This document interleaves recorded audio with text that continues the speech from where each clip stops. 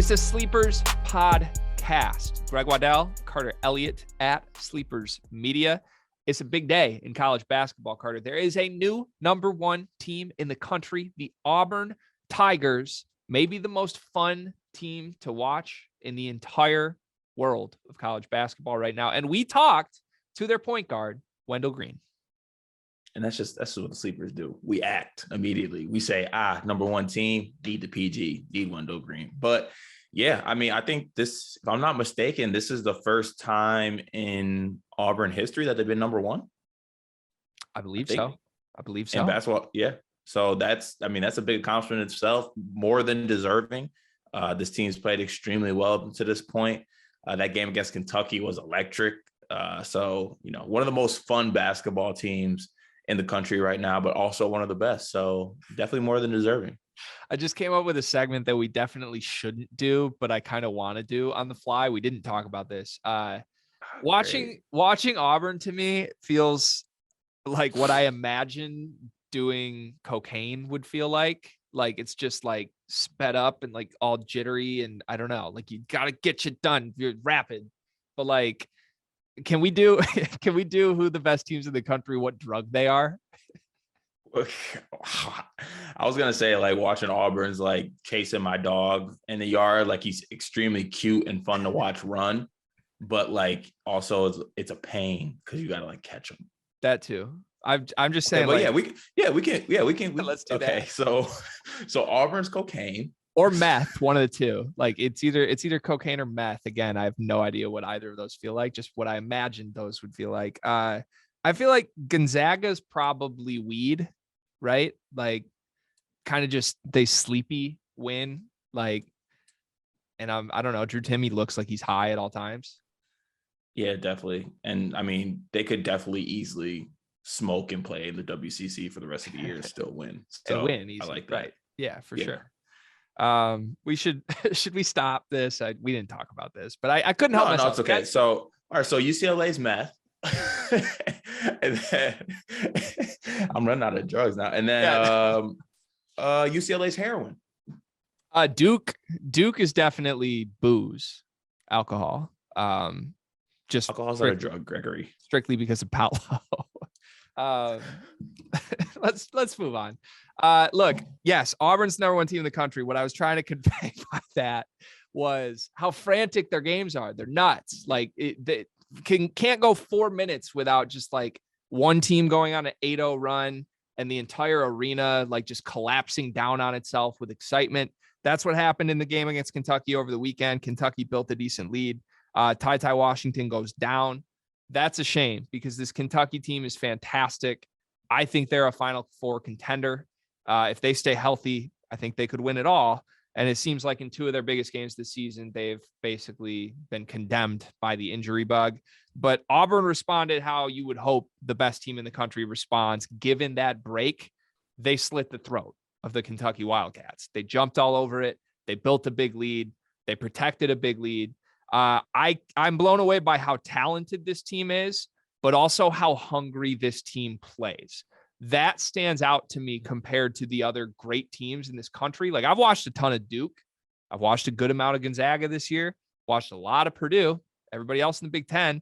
I have not seen a team play as hard or as hungry as Auburn does at all times. Am I crazy for that? No, you're not crazy for that at all. To me, it's controlled chaos. Like it's chaos, but it's good chaos because I think the players know they have to like play loose, play fun, play up tempo, get after it. And this team is just the perfect, like, I don't know, mesh, conglomerate, whatever you want to use. Like they have Wendell Green, just all types of heat checks, playing flashy, making big shots. You got a top 3 pick in Jabari Smith. You got an absolute psycho in the greatest way I can put that term in KD Johnson. They got guys like Flanagan. I mean, they just have all these guys. And then you have Bruce Pearl, who encompasses chaos himself, but also is doing a great job with this team and just letting them play chaotic, but at the same time, knowing when to reel them in, and they respect Bruce Pearl reeling them in as well. So it works perfect right now. And it's you see them playing great basketball. Yeah, your point that like they're embodying Bruce Pearl is a great one. I think this team is the embodiment of their coach more so than any other team I can think of in the country right now. And it's pretty awesome. It's fun. Like Auburn under Bruce Pearl has had some very fun teams over the years. They made the Final Four run. I've never taken them seriously as a title contender for whatever reason. I just don't think I've trusted the players, quite honestly. This is the first time I'm taking them seriously like that. And it's largely due to Jabari Smith and Walker Kessler mixed in. Don't get me wrong. I love KD Johnson. I love Wendell Green. We're going to talk to Wendell Green here in just a couple minutes, but man, that front court is the best in the country. I don't care if you want to throw Duke's front court. We like Mark Williams a lot, and Paolo's Paolo, Gonzaga, Chet, and Timmy. I said that could be the best front court in NCAA history. No, Auburn has the best front court this year because Walker Kessler erases everything, and Jabari Smith's the only Jabari Smith that we've ever seen. Yeah, and it's even better because like Jabari Smith's just like this elite, just absolute elite talent, and Walker Kessler looks like a 7-foot car salesman, but he just erases everything at the rim. God, I know UNC fans must be sick to their stomach because their team's soft as shit. And you have Walker Kessler going to another school and erasing anything that gets within 8 feet of the paint. Like it's crazy. And I feel like every time we talk about Auburn, it's like I always leave somebody out. Like I just talked about Green, KD Johnson, Pearl, even Jabari Smith. And then you have guys like Flanagan, you have Jasper, you have Walker Kessler. Like this team is extremely talented and they fit extremely well together. And beautiful thing to watch, man. Auburn is not to be played with. I know I, for one, was skeptic about the chaos style coming back to bite them because, you know, sometimes you need to slow basketball games down and you need to win games, grind it out. I think this team is capable of doing that. And they are a serious national title contender. And they should be in everybody's Final Four as of today. The thing is, there's clarity within the chaos from what I can tell. Like it's like you said, controlled chaos, but clarity within the chaos to me means they always know what they're looking for. They know what they're trying to do. Even in the midst of speeding the game up and this crazy back and forth segment, like they know when it's time to get the ball to our heat check guy. They know when it's time to get the ball to Jabari Smith and let him seal the game. And they do that at the right times. There's a trust within this team. There's a trust from the players within each other. There's a trust from Bruce Pearl to his guys. But he said this, it was a great quote on the Field of 68 After Dark this week. He basically said, like, when talking about all his guards, he's like, look, they're all so different. What I'm going to get out of Zepp is totally different than what I'm going to get out of Wendell. But I have to let them be them. I have to let Wendell be Wendell. I have to let Jabari be Jabari. Let KD be KD. Because if I tried to rein any of that in, it erases what's beautiful about those guys. And I thought that was a pretty poignant statement from a Division I head basketball coach who, you know, we've seen up close and personal through the years. Coaches can put their foot down in ways on guys and really make some mistakes that end up damaging the team. Pearl knows what he has is special with this group. And yeah, can it bite them in the ass sometimes with some turnovers, chuck the ball in the stands, miss shots? Sure, 100%. But that's worth it to let happen a couple times a game to instill the confidence in these guys. And all they've done in the stretch in crunch time is back it up. I mean, they were lights out against Kentucky when it mattered most. Yeah, and last thing I'm gonna say about Pearl too is I know that one thing I think he would say, or I think I would say as a basketball coach is you can live with those mistakes. You can live with those type of things when your team is playing extremely hard. Like they don't really have careless turnovers necessarily. And it's something you can look past because you know your team is always going to play hard. Like they don't get lazy. They do not get lazy at all during games. They play 40 minutes, hard basketball, going full speed. And that comes with mistakes, but they're doing everything at maximum effort. So you got to respect that. And I know Coach Pearl definitely thinks that when he's coaching this team. Like you can't necessarily get that mad at them because they're just going so hard out there. Yeah. I also have a theory that Bruce Pearl, you can tell how good Auburn will be, or like, I guess where they're trending towards a national championship based on the shade of orange that Bruce Pearl is. Like if Auburn is truly going to cut down the nets in March this year, Bruce Pearl will be the pure orange that Auburn's orange is. And he's slowly, step by step, getting there right now. This is the orangest Bruce Pearl has ever been. And it's also the best that Auburn has ever played. So, again, we have Wendell Green. We sat down with him over the weekend. Great kid. He made no bones about it. We asked him at the time, Auburn was number 2 in the rankings still. This was right after the Kentucky game. And we kind of asked, hey, do you think you're number 1? Do you guys talk about that? And he was like, yeah, we think we're the best team in the country. They are rewarded with the number 1 pick. So you'll hear all his thoughts in just a few minutes. But first, Cart, I want to ask you, if you could pick your Final Four, what 4 teams would it be? Not who you think is going to make the Final Four, but what's the best case dream fun Final Four for Carter Elliott? Okay, I'm not going to do the matchups. I'm just going to name 4 teams. Gonzaga, Duke, Auburn, Michigan State. Can we do matchups? I kind of want matchups from you. I want to see Michigan State play Auburn, and then I want to see Duke and Gonzaga. Do you want to see Michigan State play Auburn because you think that's their best chance of winning? Actually, no. Let me switch that. Because we already saw Duke Gonzaga. Let me get Gonzaga Auburn and Duke Michigan State. I want to see Tshiebwe, and I think that'd be special. A Michigan State Duke Final Four rematch after the Cassius Zion RJ Barrett game would be pretty fantastic as well. I like that. My dream Final Four has 3 of those teams again: Gonzaga, Duke, Auburn, and I'm going to replace the Big Ten 4th team with a different Big Ten 4th team. I want to see Purdue. I don't know that I trust Purdue to get there, but I really want to see it. I've been standing for Matt Painter. I think he runs some of the best stuff in the country. That team's a mess right now from just an identity standpoint. They have their best player on the bench down stretches of games, which is Zach Edey. Jaden Ivey will probably be the 4th or 5th pick overall in the draft this year, but he can't play point guard for this team in crunch time. We got to run that through Eric Hunter or Sasha Stefanovic for some reason. So I don't know. I hope they get there. I think they can. I still think they're one of the toughest matchups in like a, NCAA tournament style setting, 2-day prep for Purdue. That seems difficult. But who knows? What do you make of that? I think that'd be great. For what it's worth, I think that'd be a great Final Four. And it would align with your earlier thoughts in the season about Purdue finally getting over the hump and making that Final Four. Yeah. So it's a wide open year. Be great. We left off a lot of fun basketball teams, like no Baylor, no UCLA here, no Kansas. There's a lot of good teams this year. I love that there was a couple of years ago where it was a wide open year and we kept talking about that, but it was more wide open because we didn't trust anybody. This year, to me, it's wide open because there's like 11 really good basketball teams. Yes. And 11 good teams that we would trust, I think, to make that run and have the ability to make that run. So it's going to make for a fun March, which is great for college basketball and great for people like us who watch it and talk about it. Yeah, it's going to make it a tough bracket season when you're filling out brackets and trying to win a bracket contest. Also, we will have some news on a Little Sleepers Media bracket contest coming up very soon. We're going to try to launch that news at the beginning of February, but stay tuned.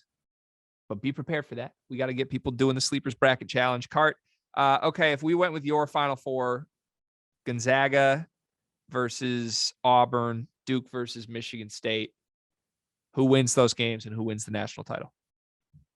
I think Gonzaga wins. I think Gonzaga beats Auburn. I think that people would actually pick Auburn to win that game because the games that Gonzaga struggled is playing teams like Auburn, high pace athletes, getting out and running. I think they get over that hump and get the win. And then I pick Michigan State to beat Duke because they start Jeremy Roach at point guard. I will never, ever put faith in that team. That's the reason they're not going to win a championship. Are you taking Jeremy Roach or Tyson Walker? I'm taking Tyson Walker. That's crazy, but okay. Dude, his last name's Roach. Get real. Anyways, Michigan State versus Gonzaga in the title game, and I'd pick Weed versus booze, and Weed would come on top. Interesting. Okay.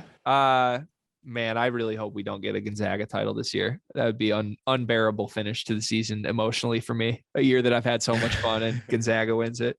I never did my matchups, but let's call it Gonzaga, Duke, Purdue, Auburn. I would take Auburn and I would take Duke and we would end up with Jabari Paolo in the title game. And I think I'm still sticking with Duke. I don't know. I keep standing by. I think Paolo's the number 1 pick overall. I think this is just going to be the fairy tale Coach K ending. We came off a divisional round in the NFL where like narratives and moments were everything. There were some script writers behind the scenes who literally wrote out how those 4 games were going to finish. If someone's doing that for college basketball, Duke's winning it all. So I can't get my head out of that hypothetical situation. God, that would be my worst nightmare is Coach K going out on top with one shining moment playing. Your worst nightmare would be Coach K going out on top by beating Michigan State along the way somewhere. Yeah, no, that would break me. That would break me. That would not be 100%. good. All right, well, let's keep this short and sweet. Let's get to our interview with Auburn point guard Wendell Green.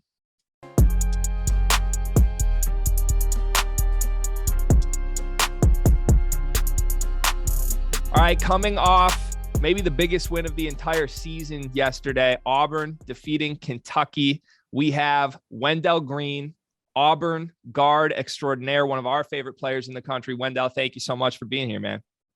Appreciate it. Thank you for having me. Or so we got to ask, I mean, that environment, just watching on TV yesterday, watching on CBS looked crazy. Kind of walk me through what it was like to play in that. I mean, that's got to be what every college basketball player wants to do when they're playing at that level. Yeah, I mean, it really was just a dream. You know, a dream. You playing against Kentucky, you know, the blue jerseys, you know, you grow up watching Kentucky, of course, all the time. And then just to be at Auburn, and that was the loudest gym I've ever played in. Or ever even been to. So it was just fun. It was like a dream come true. And then to get the win, it was just great. So you mentioned like everybody watching up, if you're a basketball fan, you watch Kentucky, right? Like they're one of the biggest programs in the country. We're actually both from the state of Michigan. No, you grew up in the state of Michigan. So like your journey from where you started to now where you are, like, is there a sense of fulfillment being on the big stage like that, playing for the number 2 team in the country and hitting some big shots? It's just crazy. Like it's something you don't, you know, it's something you dream, but you know, I guess the dream came true. You know, it's just crazy to be on this stage now. You know, just never play on the shoot circuit. You know, I was at Eastern Kentucky last year, and now I'm just out. You know, we're the top team in the nation, so it's just a craziest dream come true. Yeah, it's good to hear you embrace your journey. So I actually went to Country Day way back in the day, like 2011. So I heard of you, know you played there for a little bit. Does it kind of create like a chip on your shoulder at all that, you know, none of the schools like Michigan or Michigan State were kind of heavy on you? Even when you went to La Lumiere, it seems that they also have a pipeline back to Michigan and Michigan State. Were those schools on you at all when you were going through the recruiting process? Well, first off, it definitely builds a chip on my shoulder. Like that's something I've always had a chip on my shoulder, but just not being recruited by those schools definitely builds a bigger chip. But Michigan did recruit me when Beeline was there, but they had got a commitment the year, I think it was my junior year, so that kind of stopped. But Michigan State never recruited me. And, you know, there's a lot of big schools that didn't recruit me. So, you know, just now being on the stage to play against some of those schools and to beat those schools it's a great feeling.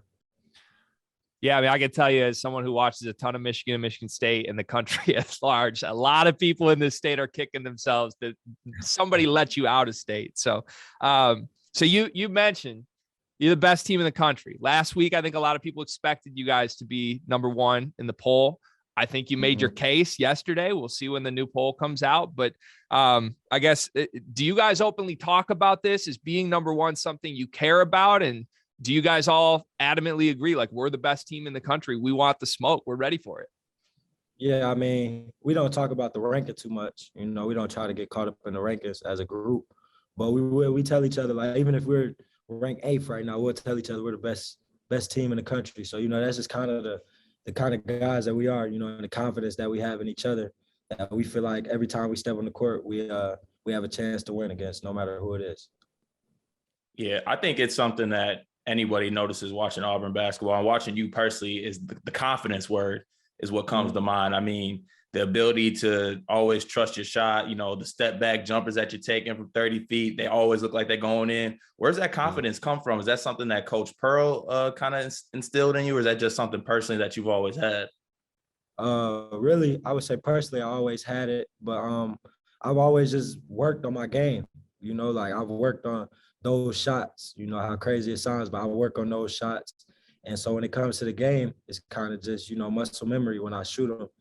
They look kind of crazy on TV, but when I shoot them, I don't know how crazy they look. But it's just stuff I work on, and my self-confidence is at an all-time high. So watching it on TV, just so you know, it looks like it's going in every time it goes. I'm like, yeah, that's good. 100%. We made a list last week for our episode of our top 10 players that each of us individually would want with the ball in their hands in the clutch, like 10 seconds on the clock. And just so you know, you were very high up on the list. Something that I've noticed from watching you guys, obviously you're talented as a roster, right? Like Jabari, Walker, everybody on your roster, incredibly talented individually for their positions. But when there needs to be a big shot, I almost get the sense that your entire team kind of just looks at you and embraces you for those moments. Obviously you've hit some, you just said like they look kind of crazy, the step back extraordinaire, but is there do you feel that, or does your team sort of notice that where there's a collective, like, okay, we're going to let Wendell go do his thing when we really need a bucket? Yeah. I mean, that's just, we've been playing with each other and against each other in the summer and fall. They've seen me hit, at open gym, they've seen me hit game winners and stuff like that. So they just seen it before, so they trust me. I trust those guys if they had the ball in their hand too, but I feel like it's just off time of just seeing me do that in the summer and fall, where that trust comes in now that we're in the big games. Definitely.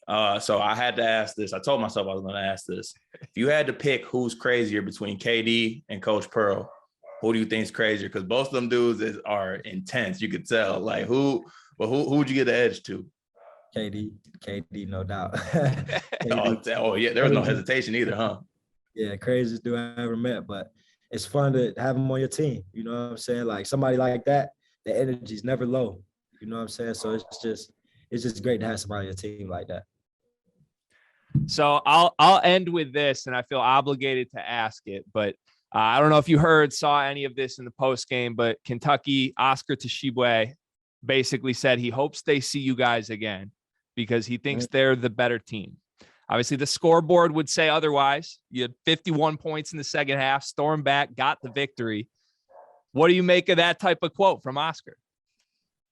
I mean, that's what he should say, after a loss. But we're not really worried about them anymore. We already beat them. On to the next game, one game at a time. But I feel like we're going to see them again in the SEC tournament. So it's something I'm looking forward to. They're for sure looking forward to. But we're going to match the energy when the time is right. Yeah, I wouldn't be surprised if you see them in the SEC tournament. I wouldn't be surprised if you see each other in the NCAA tournament way down the line. Both of you guys, incredible teams. Congratulations on the win. We're having a blast watching you. Good luck the rest of the season, man. Thank you. I appreciate it. Appreciate you.